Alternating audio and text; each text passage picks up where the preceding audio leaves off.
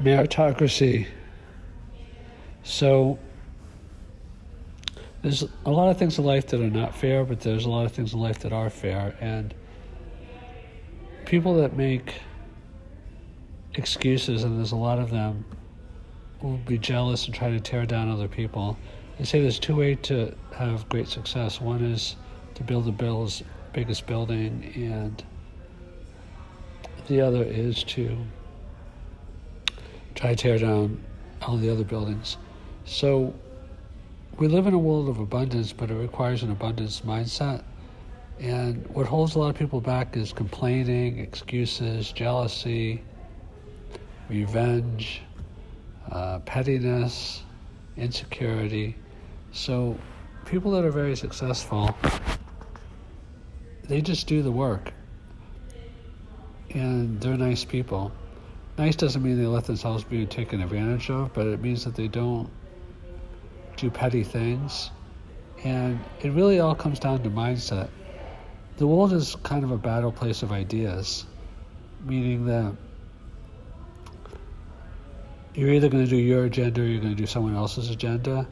Now, it's not mutually exclusive, because to do your agenda, you have to bring on other people and work with them and compromise to some degree and create win-win situations. But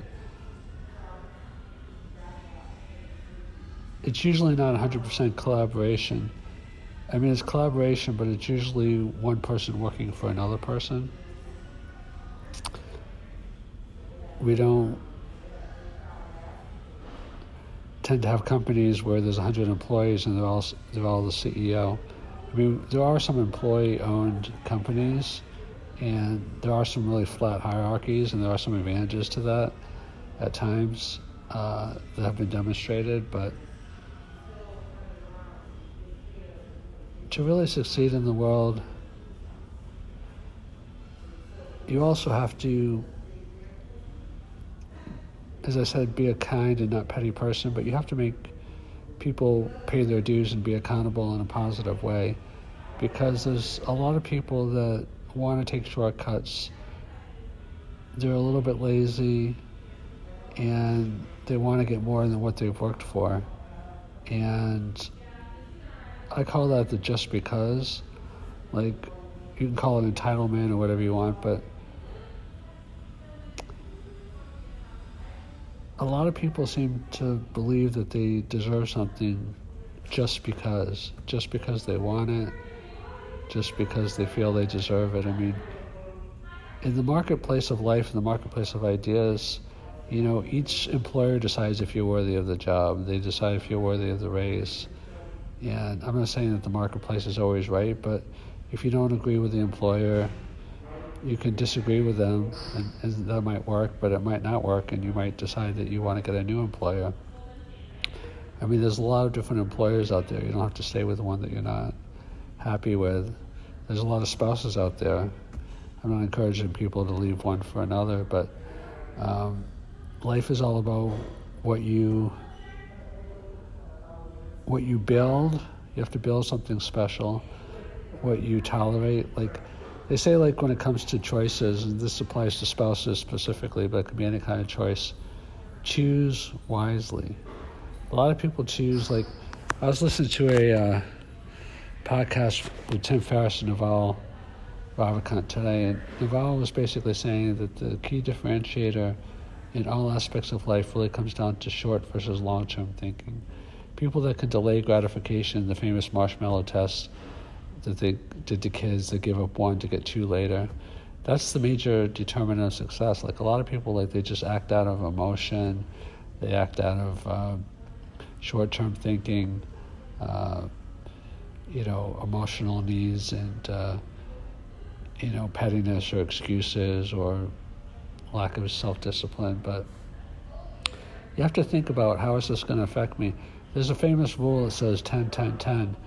How does this affect me in 10 minutes? How does it affect me in 10 months and in 10 years? And a lot of people just think about how it affects them in 10 minutes. And you also have to be thinking about how you want to be affected in 10 years as well. And those people are more successful. So life is not completely fair, but there is a lot of fairness in it. If you give enough time, like if you just look at a short period of time, it's not as fair. But people that live to be 100, I mean, some people are born with like really bad physical conditions, and I'm not saying everything is completely fair, because good things do happen to bad people and bad things happen to good people.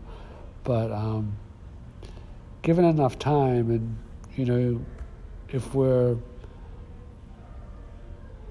reincarnated beings, if that's true, that we do come back more than once, then the time is, turned into like cosmic time. But even apart from that, over time things are not completely fair, but over time things get more and more fair. Just like if you flip a coin twice, it's easier to have it come up 2 heads or 2 tails. But if you flip it 10,000 times, the odds of it coming up all 10,000 times heads or tails, if it's a fair coin, if it's not a weighted coin, is almost zero. And if you live long enough, not always, but over time things do balance out. It's kind of like the coin. You have good luck, you have bad luck. And people that have more bad luck than good luck, or good luck versus bad luck, we also attract some of our luck.